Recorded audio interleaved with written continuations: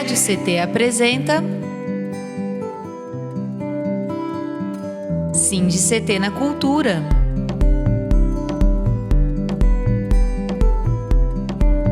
Um programa do Sindicato dos Servidores Públicos Federais na área de Ciência e Tecnologia do setor aeroespacial.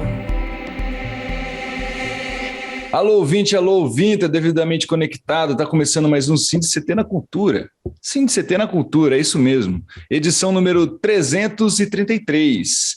3 pra de tigre para 3 trigue triste. É isso aí, gente. Dia 7 de dezembro, decolando aqui pelo SINDI-CT, o Sindicato Nacional dos Servidores Públicos Federais da área de Ciência e Tecnologia do setor aeroespacial daqui de São José dos Campos, que dispara este programa para toda a galáxia via facebook.com/radioctface ou youtube.com/radiocT.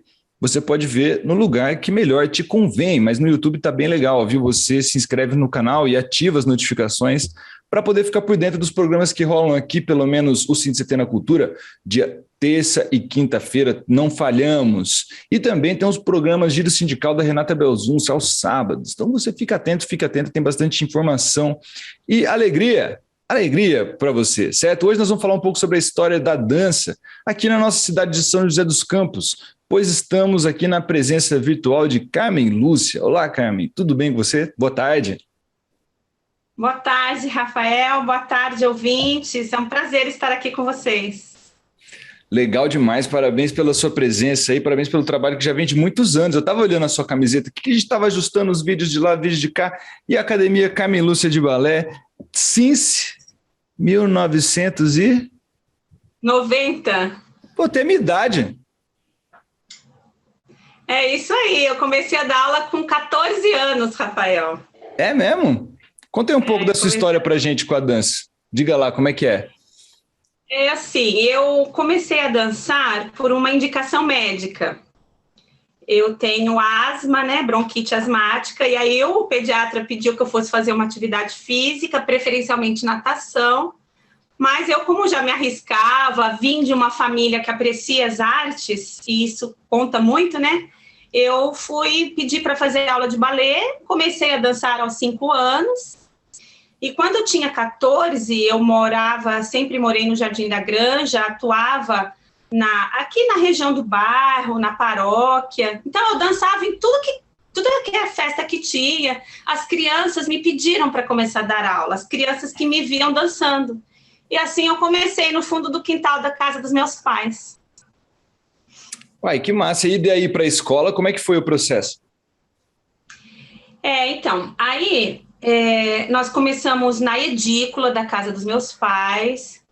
Os alunos começaram a aumentar, aí meus pais resolveram que iam disponibilizar um espaço maior da casa para mim, e aí então eles resolveram ficar sem o quintal, cobriram o quintal da casa deles, e eu passei a dar aula e dei aula por 17 anos na casa dos meus pais, no Jardim da Granja.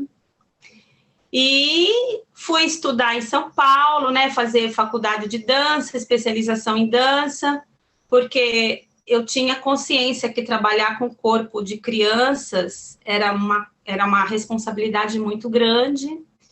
E aí, depois eu me casei, o meu esposo também é da área, ele é educador físico, e aí nós montamos um espaço juntos.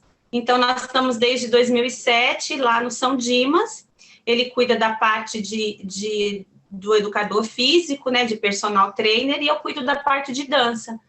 Aí nosso espaço agora é atende com muito conforto a área da dança, sabe, com piso adequado, instalações boas, e assim a gente foi melhorando dia a dia. E sempre na área do balé, assim, você se especializou nisso? A minha formação inicial foi balé clássico, mas eu também dou aula, eu sou habilitada a dar aula de todas as técnicas de dança, mas a minha paixão é o balé clássico e a dança contemporânea.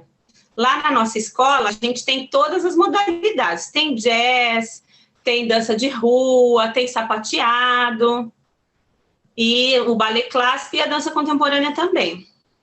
mas a minha paixão é o balé clássico. As pessoas me perguntam assim, mas o balé clássico atendeu a um determinado momento histórico que não condiz mais conosco hoje, né? Mas me parece... Por que será isso? Porque, assim, o balé clássico surgiu na corte de Luís XIV, em que a pompa, a etiqueta era muito importante na França da corte de Luís XIV. Então, o balé clássico veio para trazer para a cena, para a arte, aquele momento histórico. Então, as bailarinas eram consideradas seres inatingíveis, como a gente tem as sílfides, né? Tem os cisnes. E aí a dança moderna veio romper esse paradigma. Não, a gente tem que falar do nosso tempo, falar que nós, principalmente na Alemanha, depois da guerra, né? Nós somos aqui artistas que passamos pela guerra. Então, a dança foi contando a história do seu tempo. Sim. Mas é tão interessante que o balé clássico, ele é um código tão bem estruturado que ele passou, né?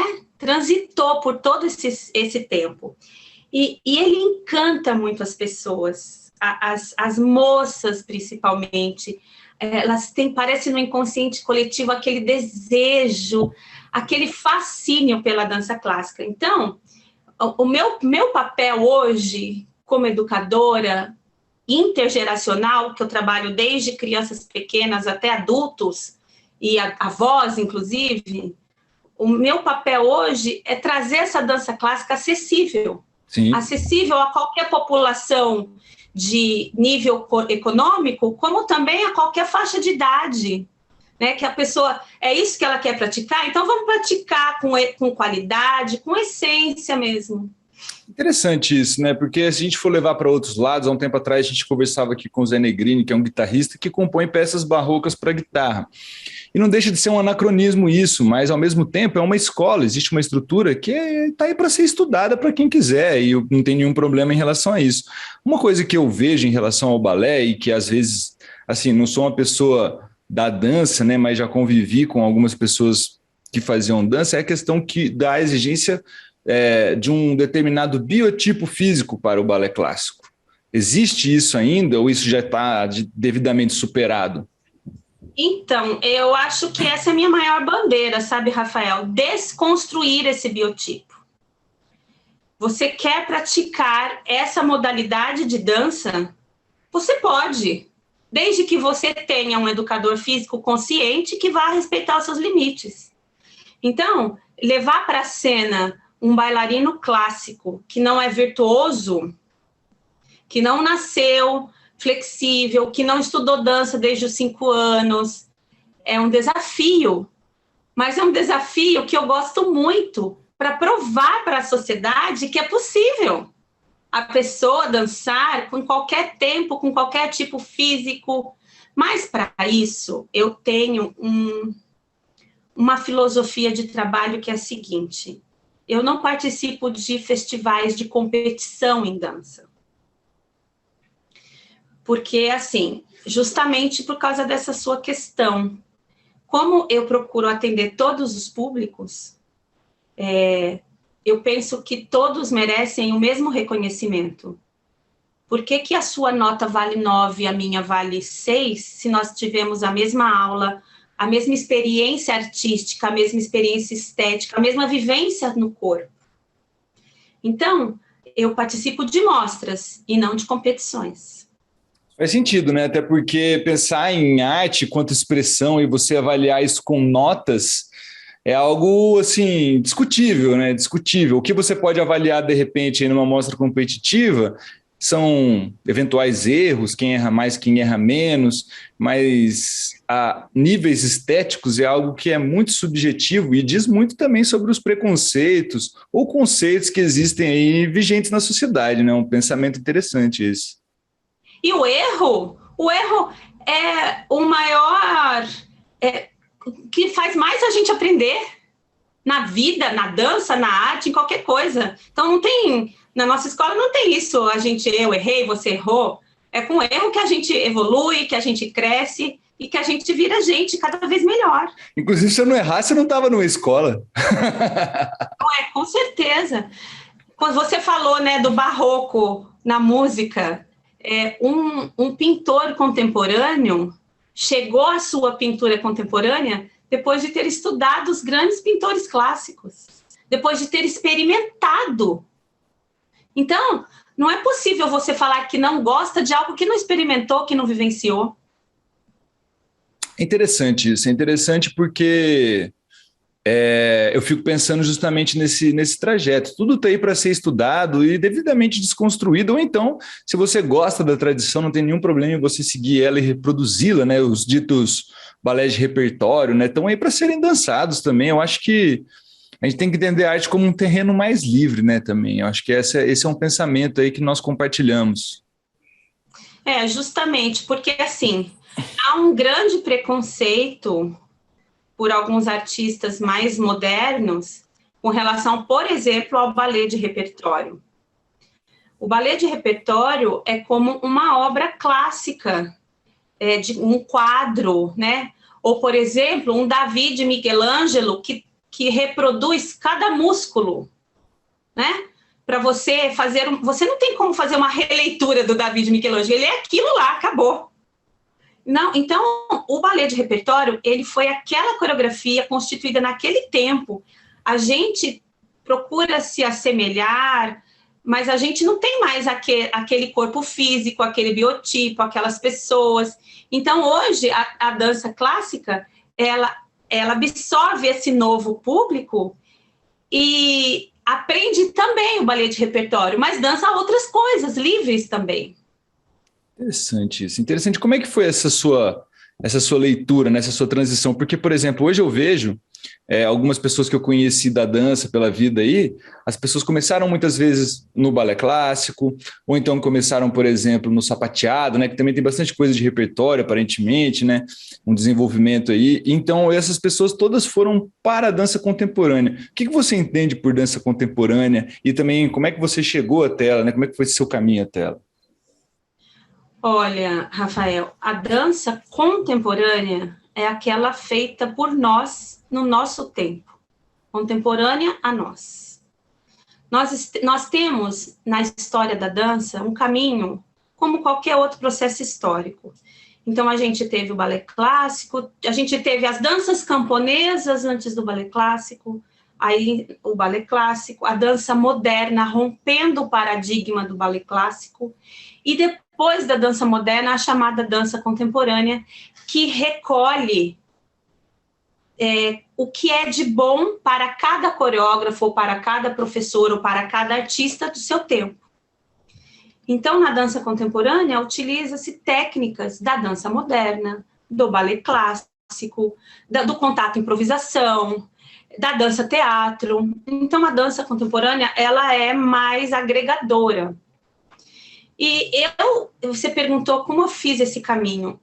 Eu vivi isso no corpo, na vida, um pouco de preconceito. E eu não queria que outras pessoas vivessem o mesmo preconceito que eu. Justamente pela sua pergunta inicial, para praticar o balé clássico, você tem que ter um biotipo físico ideal? Eu não tinha um biotipo físico ideal.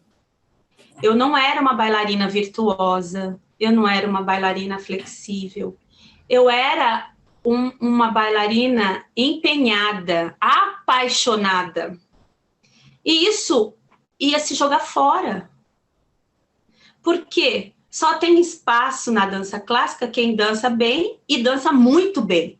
E aí dança na frente, faz solos. E isso, para mim, me incomodava demais. Porque, gente, eu pratico a mesma aula, eu sou apaixonada pelo mesmo processo.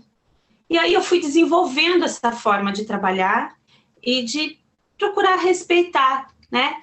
Cada corpo, cada pessoa. Não gosta da dança clássica, não tem problema, vamos procurar outra alternativa.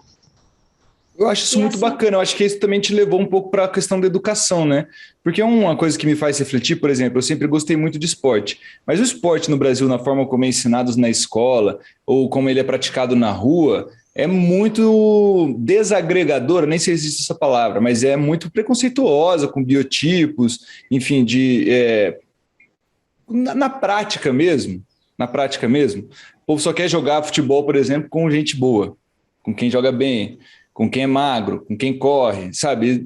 E são poucos esportes que conseguem agregar as pessoas, né, com diversos corpos diferentes, com diversas capacidades diferentes. E quando você leva isso para uma educação física na escola, existe aquela coisa de joga a bola para a molecada faz os times, vira aquela panela, aí os nerds não conseguem, não gostam, a nota baixa, tem que fazer dar 2 voltas no jardim para poder tirar 6.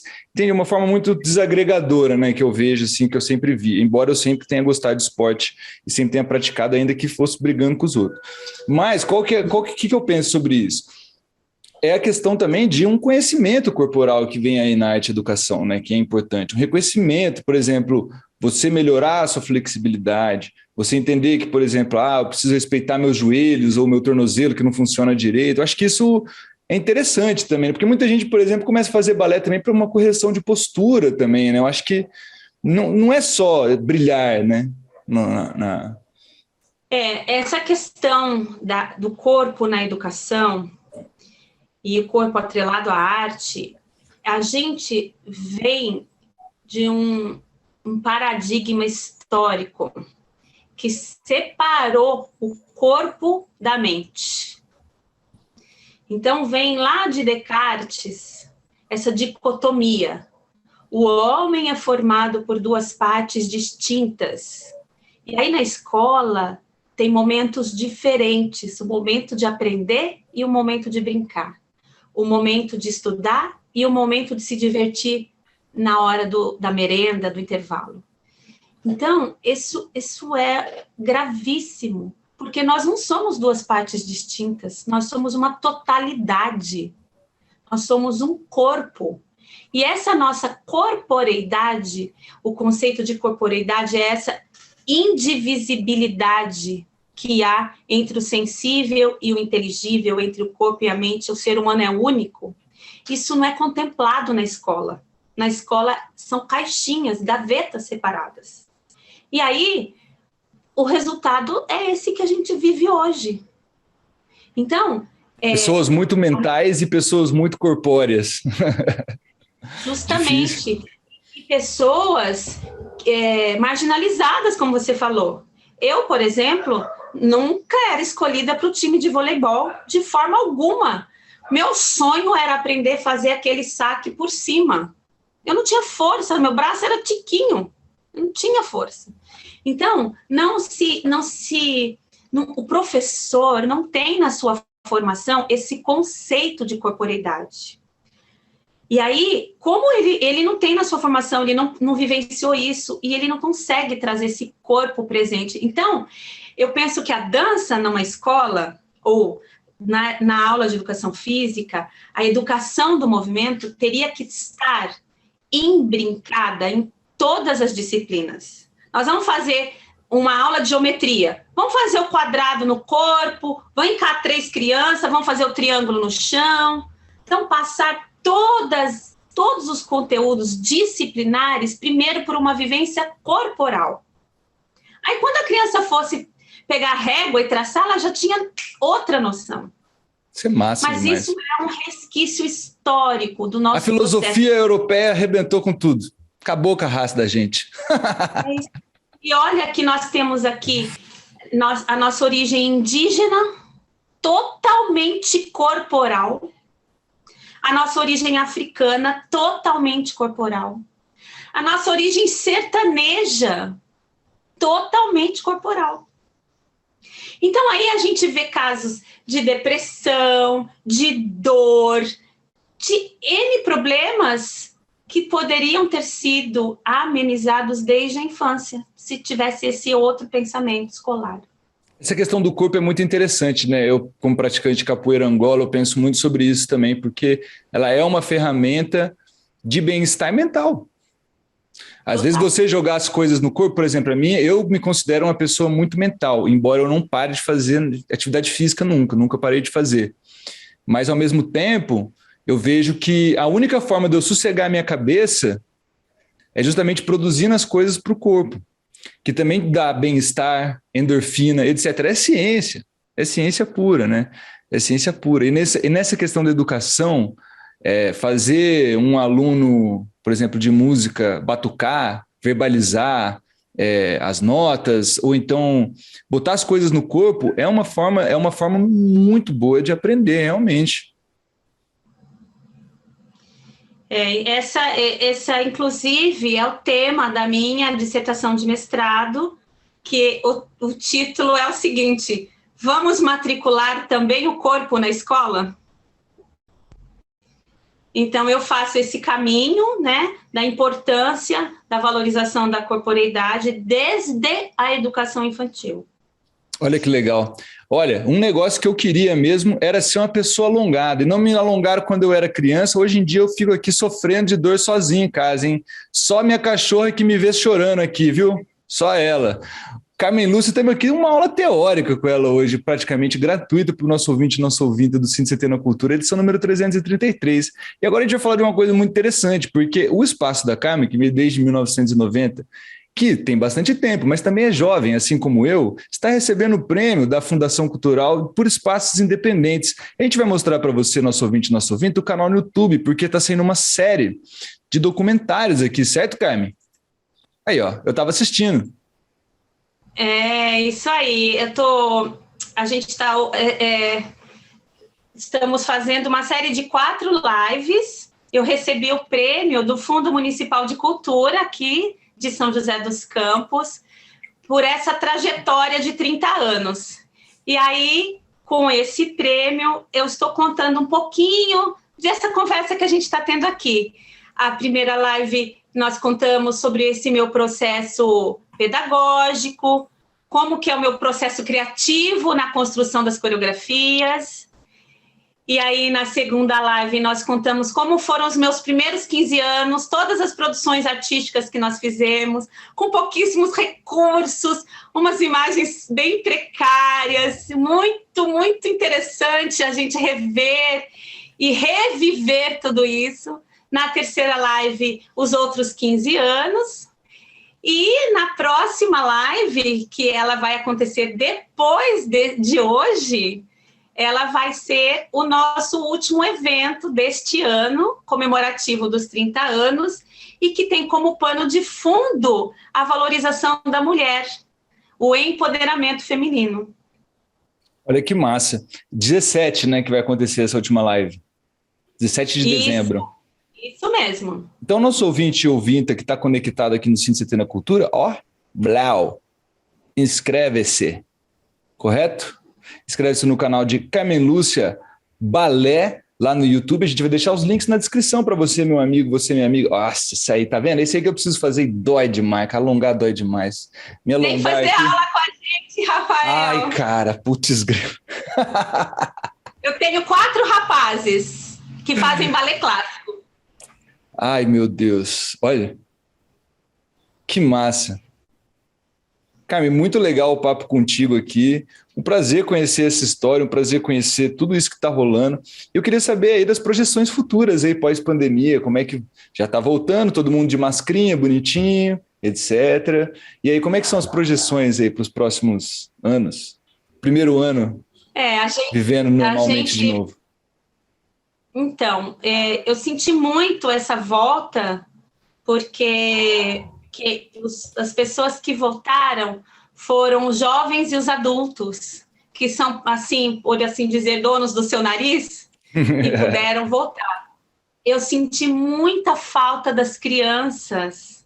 Agora, depois da reabertura, eu recebi pouquíssimas crianças, e o meu histórico era de muitas crianças, era ao contrário. Então, eu espero aí para o próximo ano a gente rever, estar de novo junto com as crianças todas. E eu quero, assim, deixar um recado. Não tenha displicência com seu corpo. você recebeu ele de presente e você tem essa chance de viver bem com ele. Nosso corpo é uma engrenagem perfeita que, se parar, vai estragar. Tem que botar o olhinho na junta. Não tem jeito. O único jeito de botar o olhinho na junta é se mexendo. Então, se a escola não fez isso, faça isso por você agora. Olha que bonitinho. Vem praticar atividade física. Escolha uma que te deixe bem e venha praticar atividade física, que é importantíssimo. E entre lá no nosso canal do YouTube, acompanhe as nossas lives. Lá, as 4 lives vão te dar uma noção integral da nossa trajetória. Estar aqui em São José dos Campos é um privilégio. A gente está uma cidade muito dançante, né? A gente tem aqui muitas escolas de dança, escolas de renome, pessoas muito competentes na nossa cidade. Talvez assim eu me distancie um pouco desse caminho apenas na questão da competição, como falamos anteriormente, né? Porque aqui em São José tem esse viés muito forte dos festivais, mas é uma cidade privilegiada, já tem um público de dança muito bem formado. Então é um privilégio estar aqui há 30 anos, trabalhando com dança, claro que com todo o apoio da minha família, se não fosse isso, né, lá dos meus pais no início. Mas é isso, muito obrigada, Rafael. Carmen Lúcia, eu que te agradeço esse papo, essa trajetória muito massa. Eu me interesso muito por esse assunto da questão educacional, corporeidade. É algo que realmente é muito importante para todo mundo, todo mundo, certo? Que está por aí e quer realmente viver melhor. É muito importante. E outra coisa, competição à parte, 30 anos de escola é uma vitória danada, né? Então, parabéns pelo seu trabalho, parabéns pela sua trajetória devidamente contemplada pelo Fundo Municipal de Cultura aqui da Fundação Cultural Cassiano Ricardo. A gente vai deixando já o nosso tchauzinho, nossa tchauzinha aqui no SINDI-CT na Cultura, edição número 333, nesse dia 7 de dezembro desse ano de 2020, que vai dando 21, tá dando um tchauzinho, tá dando uma tchauzinha. Parece que 2020 não acabou, ué. Parece que 2020 não acabou. O dia passava, ano que vem é 2021, né? Mas tamo aí. Carmen, muito obrigado mais uma vez. Se você quiser mandar beijos e abraços, essa é a hora que eu mais gosto aqui da rádio. Eu quero agradecer à Fundação Cultural por ter reconhecido realmente essa trajetória, né? E ter contemplado o meu espaço com esse prêmio. E quero agradecer todos os alunos que passaram na minha mão nesses 30 anos, que não foi pouca gente. Pessoas que, por seus próprios depoimentos, se viram transformadas pela dança. E ela tem realmente esse poder, né? A arte tem esse poder de nos religar com nossa origem, com as nossas crenças, com os nossos valores. E obrigado ao Rafael e à rádio pela oportunidade, pelo espaço que nos deram.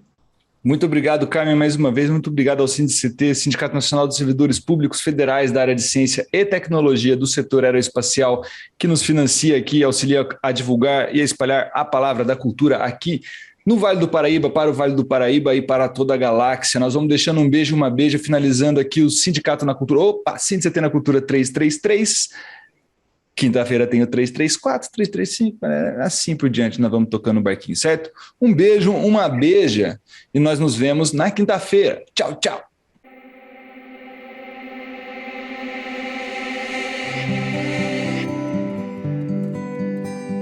Você acompanhou SINDI-CT na Cultura, uma realização Rádio CT.